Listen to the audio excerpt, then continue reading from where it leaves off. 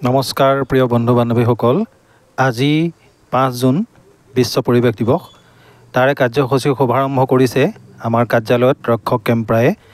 ইয়াৰ পাছতে আমি আপোনালোকক দেখুৱাইছোঁ এয়া নাহৰকটীয়া হনুমান মন্দিৰৰ পৰা আৰম্ভ কৰি অসম চৰকাৰৰ অৰ্থ সাহায্যত নিৰ্মিত এয়া গৌৰৱ পথ, আৰু সেই গৌৰৱ পথৰ দুয়োকাষে আজি আমি বৃক্ষৰোপণৰ কাৰ্যসূচী লৈছোঁ।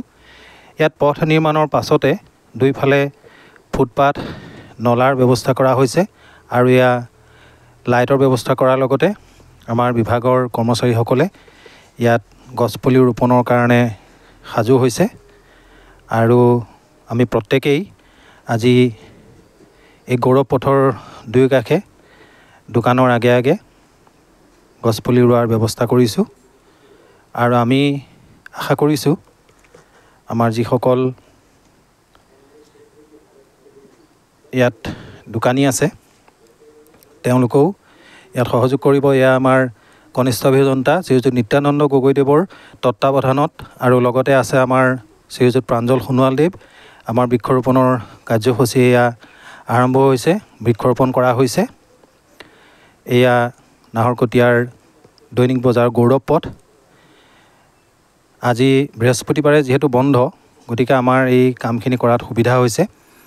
আমাৰ পৃথিৱী আমাৰ ভৱিষ্যত এই শক্তিশালী আহ্বানেৰে প্ৰতি বছৰে 5 জুন তাৰিখে বিশ্ব পৰিৱেশ দিৱস পালন কৰা হৈ আহিছে।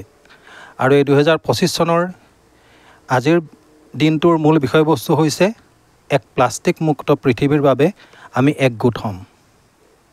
বিশ্ব পৰিৱেশ দিৱসৰ লগত সংগতি ৰাখি আমাৰ নাহৰকটীয়া লোক নিৰ্মাণ বিভাগৰ কৰ্মচাৰীসকলে আমাৰ যিসকল দোকানী আছে তেওঁলোকৰ সহযোগত বৃক্ষৰোপণৰ কাম আগবঢ়াই নিছে। আমাৰ সহযোগীসকলৰ লগতে প্ৰত্যেকেই আজিৰ এই 5 জুনৰ বিশ্ব পৰিৱেশ দিৱসৰ লগত সংগতি ৰাখি বৃক্ষৰোপণৰ কাৰ্যসূচীত ভাগ লৈ যথেষ্ট আনন্দিত হৈছে।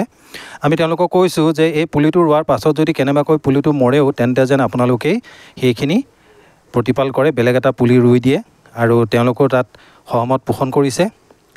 আৰু আমি প্ৰত্যেকেই আজিৰ এই পৰিৱেশ দিৱসৰ কাৰ্যসূচীত অংশগ্ৰহণ কৰি খুবেই আনন্দিত হৈছোঁ। আজিৰ এই কাৰ্যসূচী সফল হওক। আপোনালোকৰ সহায় সহযোগিতা পোৱাৰ কাৰণে ধন্যবাদ, আৰু আজিৰ এই ভিডিঅ'টো উপভোগ কৰাৰ বাবেও আপোনালোক সকলোলৈকে ধন্যবাদ জনাইছোঁ।